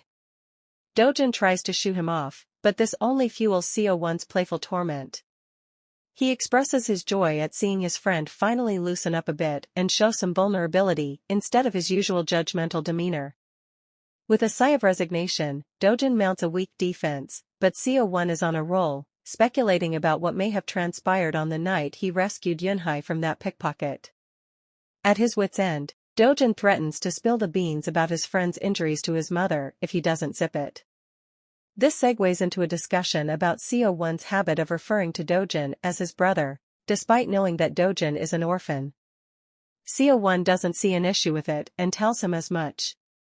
But Dojan remains firm, asking for some alone time before CO1 exits. However, CO1 can't resist doling out a final piece of advice. He warns Dojan that if he doesn't seize the moment with Yunhai, he might live to regret it. Then, with a knowing look, he reminds him that his inability to love might stem from the lack of parental affection in his past. With that, he leaves Dojan alone with his swirling thoughts. CO1 sneaks back into the room, catching Dojan off guard. He delivers another gem of advice, advising Dojan to always use protection, accompanied by a cheeky grin. Before he can launch into another round of wisecracks, Dojan silences him with a well-aimed pillow. The hospital room quickly transforms into a battleground as they engage in a playful pillow fight. Amidst their childlike banter, Yunhai quietly slips into the room and observes their antics. Caught off guard, they freeze, then sheepishly acknowledge her presence. CO1 makes a theatrical exit, leaving Dojan to navigate the awkward aftermath. Clutching a pillow for support, he tries to gauge how much she overheard, but she plays coy. He quickly apologizes for his friend's unruly behavior, but Yunhai casually brings up her prophecy, hinting that she knows about his orphan status. Yunhai assures him she doesn't know everything about him, but she's determined to protect him because he's a good person. She admits to knowing about his past and that CO1 and his mom are crucial to him, but she wants to know them in reality, not just through her dreams. Despite sounding a bit desperate, she expresses her desire to get to know Dojan better. He warns her that he might be more trouble than she bargains for, but she doesn't mind. She vows to stay out of trouble if it means he won't keep pushing her away. As Yunhai leans into him, resting her head on his shoulder, she boldly states that if he didn't harbor feelings for her, he wouldn't have reciprocated her kiss earlier or initiated one at the hideout. Despite Dojan's attempts to deny his emotions, it seems Yunhai is resolute in winning him over. Dojan tries to brush it off as an innocent peck on the cheek. But Yunhai isn't buying any of it this time. She playfully demands a real kiss. Their moment of intimacy is cut short as Yunhai's eyes drift towards the pile of shopping bags resting on the sofa. She turns to Dojan, asking if they're hers. Dojan scoops up the bags and hands them over, giving her a quick rundown of what she should wear during her hospital stay and what she could use once she's discharged. He even offers to help her carry the bags, asking if they're too heavy. Yunhai can't help but smile at his thoughtful gesture. It's these little things that make him so endearing to her. However, Dojan quickly reminds her that he's just being nice, not trying to woo her. Later, back in her room, Yunhai takes a moment to tend to her favorite necklace. She gently lifts it out of its cleaning solution, pats it dry, and inspects it. Her eyes catch a faint hint of red within the pendant. She shrugs it off, deciding it's not important, and continues with her routine. The scene then shifts back in time. It's the night of the fire. We see paramedics frantically trying to revive Yunhai's mother, but their efforts prove futile. As Dojan watches in horror, the camera pans to reveal the same necklace that Yunhai was cleaning earlier. It lies loosely around her mother's neck, a silent witness to the tragedy that unfolded. The next day, Dojan finds himself playing a game of hide-and-seek with the pint-sized stalker who's been trailing him around the hospital. Whether it's mealtime or early morning checkups, she's there, right on his tail, even following him to Park Min's room. She's become a constant, albeit adorable, thorn in his side. Despite her incessant presence, he can't help but replay their shared kiss from yesterday in his mind. The memory sends a rush of heat to his cheeks, and he quickly hides his blushing face behind his hands. While Dojan is lost in thoughts of Yunhai, a sleek luxury car pulls up to the hospital curb. A man of apparent wealth steps out, conversing briefly with his escorts before heading towards the hospital director. The director formally greets him, and they engage in a tense conversation about the hospital accommodating both a kidnapper and his victim under the same roof. Mr. Lee, Yunhai's father, criticizes the hospital for its lack of sensitivity towards the victim's feelings. The director reassures him that the criminal is separated from the main hospital wing and is under police watch. But Mr. Lee isn't satisfied. He instructs the director to arrange for the criminal's transfer to another facility by tomorrow. From his hiding spot, Dojan recognizes Mr. Lee instantly and deduces from their conversation that the criminal in question is none other than Park Min. As he watches Mr. Lee stride away, Yunhai emerges, her gaze fixed on the ground. She walks past her father without acknowledging him, behaving like they're total strangers. The encounter leaves Dojan stunned, but he keeps his thoughts to himself. Yunhai spots Dojan and chides him for his constant roaming around the hospital. Dojan starts to retort, pointing out her similar habits, but she quickly silences him. He suggests they head indoors before she catches a cold, but she insists on staying outside a bit longer. The two settle into a deep conversation about Yunhai's father. Dojan expresses his gratitude for the special room arranged by Mr. Lee. He wishes he could do more to show his appreciation, but Yunhai cuts him off, stating that her father doesn't need any extra attention. After a moment of hesitation, Dojan asks about Yunhai's relationship with her parents. She responds with a rueful smile, explaining how they've always neglected her. She recalls their first anniversary dinner at a fancy restaurant, a night that should have been joyful but ended in humiliation. Her stepmother publicly berated her husband, even splashing red wine on his suit. When Yunhai tried to intervene, her stepmother defended her actions as a lesson. To add insult to injury, when she confronted her father about the incident, he simply threw a property deed worth $8 million at her, asking her to sign it and leave his life forever. Yunhai lets out a sigh, her gaze distant. She opens up to Dojan about the strain in her relationship with her father since her mother's passing and his subsequent marriage to her stepmother, who happens to be the hospital owner's daughter. Yunhai admits that they've grown distant, treating each other more like strangers than family. But she's made peace with it. She confides in Dojan, revealing these personal details, because they're on this journey of getting to know each other better. All she asks is for him to keep this information between them.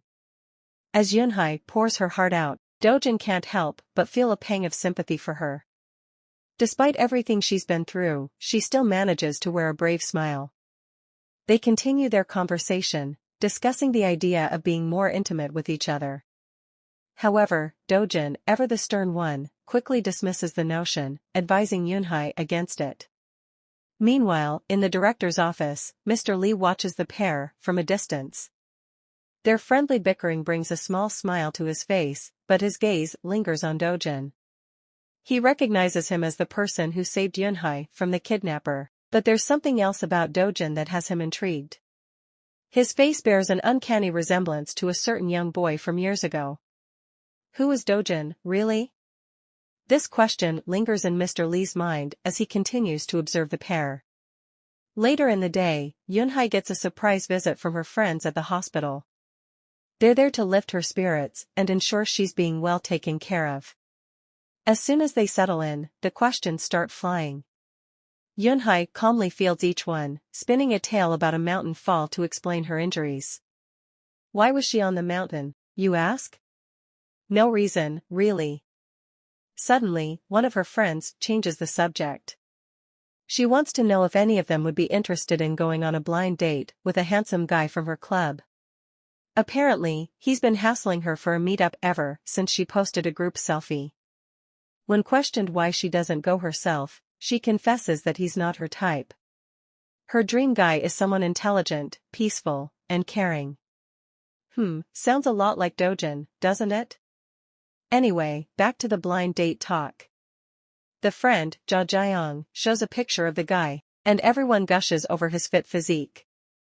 But when Yunhai sees the photo, she's hit with a pang of concern. This guy is the same one who dated her friend So Young, cheated on her, and then married the woman he got pregnant. Yeah, he's that kind of jerk. Yunhai knows she has to stop this date from happening, even if it might be tough to convince her friends. She decides to take one for the team and volunteers to go on the date herself. Dojan, who's been sneakily listening in on their conversation, almost chokes on his tea. He can't believe what he just heard. Well, serves him right.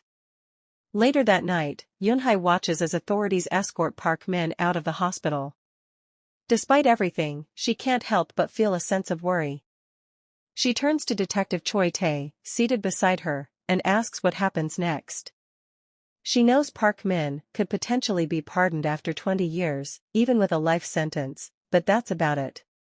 She also brings up the hypothetical idea of time travel as a means to prevent someone from becoming a monster like Park Min. Choi Tae, always the realist, explains that people who turn out like Park Min often have a history of physical or psychological abuse, making redemption a challenging prospect. Park Min's life was far from easy. He grew up with an alcoholic father, and his mother was his only source of support. But everything changed when he found her lifeless body hanging from the ceiling. Detective Choi Tae starts off by acknowledging the rough life Park Min had to endure, but he's quick to point out that blaming such behavior on their environment isn't fair to those who strive to rise above their circumstances and become better. He goes on to explain the prison system to Yunhai. If inmates don't show signs of reformation, they're often faced with a death sentence. Yunhai accuses him of being cold-hearted, attributing his harsh perspective to his history in the police force. But Choi Tae simply shrugs and tells her it's just how things work. He even goes as far as saying that if any of the victims were his kin, he'd have zero qualms about pulling the plug on Park Min himself. It's a necessary evil to keep society safe, he reasons. Yunhai is taken aback by Choi Tae's candidness, but she's not done yet. She asks if an arrest would still be possible without the bodies of Park Min's victims. Choi Tae indulges her curiosity for a bit, answering her questions patiently. But soon, he flips the script and asks why she's so intrigued by time travel and whether she's afraid that the person she wants him to investigate might end up like Park Min. Yunhai quickly dismisses his concern, urging him to carry on with the investigation. If the person turns out to be as bad as Park Min, she suggests that Choi Tae should just give him a good thrashing and let him live, offering to compensate him for his efforts. Choi Tae looks at her, dumbfounded, before questioning her belief that money can solve everything. He reassures her that he'll handle the job professionally. As Yunhai leaves the police station, her mind is a whirlwind of thoughts. She can't shake off the eerie connection between Mountain Muam's second victim and Park Min. She's exhausted but knows she can't stop until she brings all the criminals to justice, especially to save Dojan from a similar fate. The thought of moving him to a mental facility crosses her mind, but she quickly dismisses it, knowing it'd land her behind bars too. So deep in thought, she barely notices Dojan standing in the doorway, now fully dressed. He asks her where she's been, and she jumps, surprised. She tells him half-truths about her visit to watch Park Min's arrest. Seeing his outfit, she realizes he's been discharged from the hospital. A pang of sadness hits her, she's going to miss having him next door. Though the thought of not living together anymore saddens her, she's grateful for his farewell. Dojan offers to pick her up when she's discharged, which instantly lifts her spirits. She quickly packs her bags and changes, ready to leave with him. After settling the hospital bills, they walk out together. Yunhai grins, teasing Dojan about them looking like a couple as they leave the hospital grounds. When Yunhai steps back into her apartment, she's pleasantly surprised by the sight of new security cameras lining the hallway. Dojan, on the other hand, reacts with a simple shrug. It was his idea to beef up the security measures, after all, including upgrading the keycards. He also suggests that Yunhai should consider installing a lock on her door, just for added safety. She nods in agreement, promising to take his advice to heart. As they wrap up their little home security tour, Yunhai wonders aloud how Dojan plans to get back to his place, given his injured leg. She offers to call him a cab, but he politely declines. Apparently, a friend is picking him up. As he gingerly moves around, she can't help but feel a stab of guilt. She apologizes for her inability to protect him or adequately express her gratitude for everything he's done for her. Dojan brushes off her apology with a light laugh. He assures her that he's not as fragile as she thinks, and he's always just a phone call away if she ever feels scared. Before she can dwell on his words too much, he adds that she's free to call him even when she's not scared. Before leaving, Dojan leaves Yunhai with some advice on how to care for her injured leg. Once downstairs, he takes one last look at the apartment building, ensuring everything seems in order. As he gets into his friend's car, he can't help but reflect on Yunhai's bravery. She might not realize it, but her investigative work linking him to Park Min saved him. Sure, she dreamt about it, but her research played a significant role too. But that was just a lucky break from her primary investigation into the Mountain Mu AM case. That's where the real danger lies, and Yunhai's work has given him a list of names like Moon Jong and Kim Incheol. A true hero. Dojan finds himself mulling over Yunhai's research notes, particularly the part that pinpoints him as Park Min's killer. He can't argue with her conclusion, it's exactly what he believes Park Min deserves. The day Park Min was supposed to meet his end coincided with the night Yunhai stayed over at Dojan's place. He grapples with the reality that in order to protect the woman he loves, he has to resist his urges to become a criminal. However, he can't back down from his mission of revenge. After all, Yunhai's mother is the reason he's still breathing. He knows Yunhai will likely try to stop him, but he's determined not to let her interfere, even if it means causing her pain. His thirst for vengeance is unwavering. It's game on. In the following scene, we're taken back to Dojan's childhood days yet again. We see young Dojan, looking disheveled and forlorn, in a room that's in dire need of a serious cleanup. His solitude is interrupted by a knock on the door and a woman's voice telling him to get ready to go out. A red-haired lady tosses some dresses at him, instructing him to wear them after taking a bath. She then realizes her mistake and decides to take him for a haircut instead.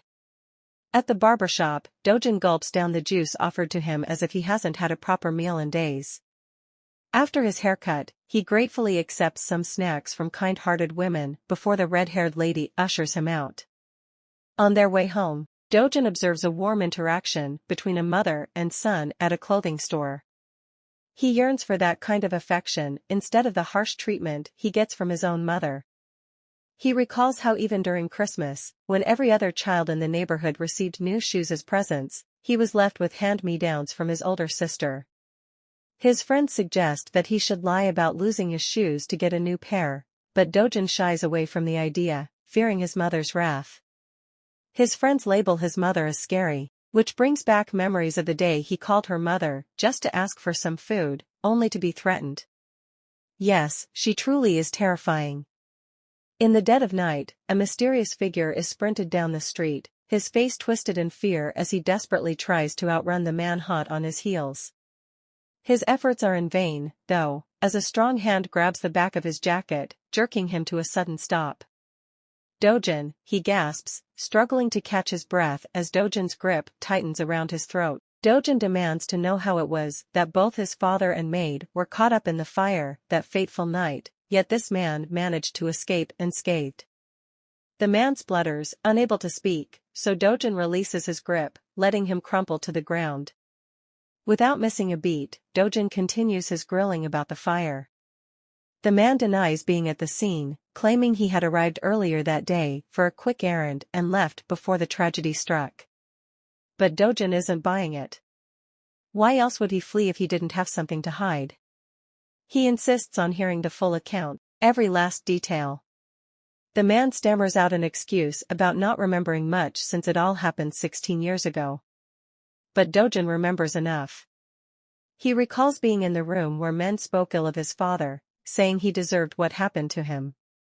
He was too young then to put names to faces, but now he needs the man before him to jog his memory. Dojan has pieced together a theory. His father had a squabble with someone who later orchestrated his death, making it look like a burglary gone wrong. But with his father's high-ranking position, pinning down potential enemies isn't easy, grudges were common. Still, Dojan is determined to uncover the truth. The man pleads ignorance, claiming he was merely an errand boy, but Dojan isn't having any of it. He proposes turning the man into an ally, extracting crucial information from him within a week. And he makes it clear, if the man values his life, he'll cooperate. After all, as Dojan chillingly notes, hiding a body isn't too hard. The following day, Yunhai meets up with Detective Choi Tae for more updates on their investigation. Choi Tae informs her about the men he's been tasked to look into, Kim Song-jin, who vanished without a trace a year ago, and Lee Sang-do, a gambler and fraudster recently arrested. Yunhai listens carefully, noting down every detail, especially about Lee Sang-do, whose time seems to be running out. A silence settles over them, and Yunhai breaks it by asking what's bothering Choi Tae. He admits that he feels uneasy investigating without knowing the full context, but he doesn't want to pry. Yunhai reassures him that their goal is simple, to catch criminals. She urges him to dig deeper into Kim Song-jin's case, looking into his family background and criminal history, just like he did with Park Min. After a moment of contemplation, Choi Tae gives Yunhai's suggestion a shrug of approval. After all, she wouldn't steer him wrong, right? He turns to his assistant, passing the task of investigating Kim Song-jin onto him. The assistant blinks in surprise. Isn't he supposed to handle the digital side of things, not fieldwork? He quickly declines the offer, insisting that this sort of job is more Choi Tae's speed. Yunhai watches the friendly banter unfold, amused by their forgetfulness of her presence. With a small smile playing on her lips, Yunhai turns her attention back to her research notes. She flips through the pages, her eyes scanning the information about Lee Sang-do. One detail catches her eye: he once shared a home with a woman and a 7-year-old boy. She flips another page and finds a picture of the young boy. Halting the men's playful argument, she asks if the boy is Lee Sang's biological son. The assistant stammers out a response, suggesting it's a possibility, given the years the child has lived with Lee Sang. Yunhai is taken aback by this revelation. The boy, Si-woo, is Lee Sang-do's son? This is news to both her and Dojan. In her mind's eye, she sees them all as a family, sharing stories before bedtime. It's hard to reconcile this image with the lengths Dojan would go to harm those who crossed him. Knowing this, she resolves to reach the boy before Dojan does. Meanwhile, at a cozy restaurant, Dojan appears to be one step ahead. He sits across from Si-woo, treating the young boy to a feast of spicy rice cakes. As Si-woo chatters away about his favorite foods, Dojan listens with a patient smile, promising to spoil him with all the tasty meals he desires. Afterward, Dojan escorts Si-woo home. Before leaving, he slips something into the boy's pocket, instructing him to give it to his mother when she arrives home. As Dojan exits the apartment complex, he senses eyes on him. Glancing around, he spots a car parked nearby. With a knowing smirk, he approaches the vehicle, politely asking the driver to roll down the window. Detective Choi Tae obliges, leaning out of the driver's seat. He nudges Yunhai, who's hiding in the passenger seat, to do the same. but she's too shy to make her presence known. In the quiet solitude of Choi's car, Dojan and Yunhai sit in an almost deafening silence. It's one of those moments where thoughts are loud enough to fill the air. Yunhai's mind races. She needs to ask about Siwoo, but how can she without revealing her reasons for keeping tabs on Dojan? Fortunately, it's Dojan who breaks the ice, asking why she's here. Yunhai, quick on her feet, comes up with a fib that she's trying to prevent a dream from becoming reality. She just wants to ensure there's no trouble brewing. Dojan seems somewhat relieved by her vague explanation but is still left with a nagging question: why is she going to such lengths for him? Despite knowing the dark path he's on, she's still rooting for him, investing time and resources. He can't help but question if he's even worth it. After a pause, Yunhai finally musters the courage to ask about Siwoo. Instead of answering, Dojan throws a question back at her, wondering if Siwoo features in her dreams. When Yunhai says she has no idea and asks him the same, he skillfully dodges the question again. It's clear he's evading on purpose. Then, in a surprising turn, he takes her hands, expressing his guilt over her getting hurt while trying to alter his future. He's genuinely puzzled why she's so drawn to him. Yunhai is taken aback by Dojan's emotional candor. It's uncharted territory.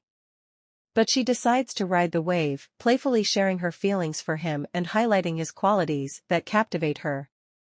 As she continues, Dojan's cheeks flush until she crosses a line, suggesting she'd like to see him undressed.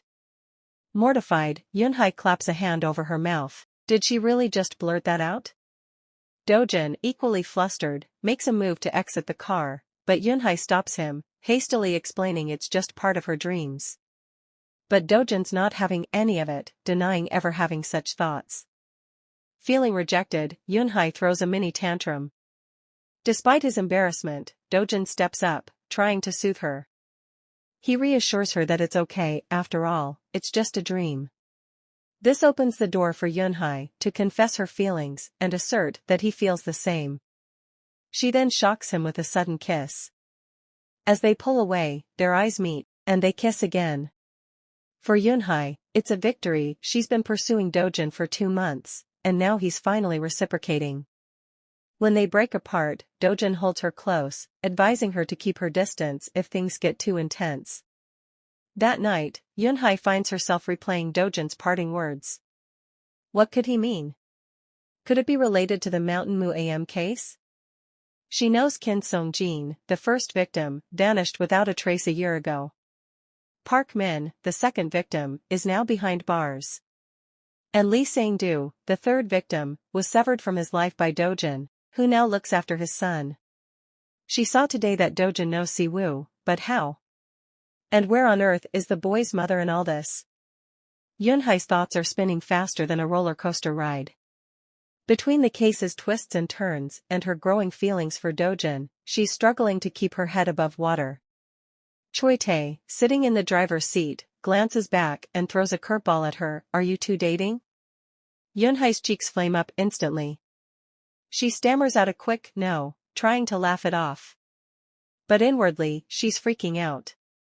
Did he see anything earlier? She hopes not. But Choi remains silent, leaving her to stew in her embarrassment. With all the emotional turmoil, Choi-tae has some serious pondering to do. He's noticed Dojan's connections with both Park Min and Lee Sang-do's son, and can't shake off the feeling that Dojan is on a revenge mission. Sensing his unease, Yunhai decides to lighten the mood, suggesting he tint his car windows for better spying. Choi-tae chuckles, explaining that tinted windows would only raise suspicions, and renting different cars would be a costly affair. Yunhai nods, deciding it's best to keep her thoughts to herself for the rest of the ride. Well, she tries.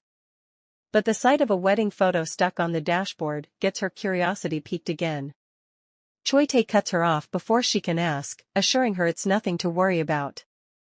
Yunhai decides to drop it and stays quiet for the rest of the journey. Later that night, Dojan awakens from a bizarre dream, his heart pounding. It takes him a moment to steady his breath and gather his thoughts. As he settles back into the bed, his hand brushes against something wet. His eyes widen in disbelief. No way. Could he have had a wet dream? The calm serenity of the morning is lost on Dojan. He wakes up flustered, his cheeks burning from a dream that felt all too real. Yunhai was there in his dream, setting his senses aflame in ways he never thought possible. He groans as he realizes it's happened again. Hoping a hot shower might help him regain control, he steps into the bathroom, but it only intensifies his restlessness. Because now, instead of just in his dreams, Yunhai has started invading his waking hours too. Is he daydreaming? He laughs at himself. Talk about going off the deep end. Dojan is bewildered by these new sensations. It feels like he's going through puberty all over again, and every attempt to rein in his feelings ends in failure. What confuses him even more is that these feelings are exclusively for Yunhai. Why her and not other women? Is it because he hasn't been satisfying his physical needs? Or could it be love? The mere thought sends him into a whirlwind of confusion. Just as he's trying to make sense of it all, his phone buzzes from the kitchen counter. His heart skips a beat when he sees Yunhai's name on the screen. Taking a deep breath, he answers the call, managing to stammer out a greeting. On the other end, Yunhai sounds cheerful, telling him how much she misses him and how she wishes she could see him today, but her exams are getting in the way. She doesn't let the conversation end there, though. She proposes a date, but Dojan quickly declines, saying he'll be busy. They go back and forth until they finally agree on a Sunday. Smiling, Yunhai tells him she'll book a room for them and all he has to do is show up. Before he can respond, she ends the call with a soft goodbye. Dojan is left standing there, phone in hand, mind racing. Did she say a room? This drama is just getting started. Enjoying it so far? Let us know if you'll like a part 2 by commenting Yunhai below. Also, don't forget to like, share and subscribe. Until next time, ciao.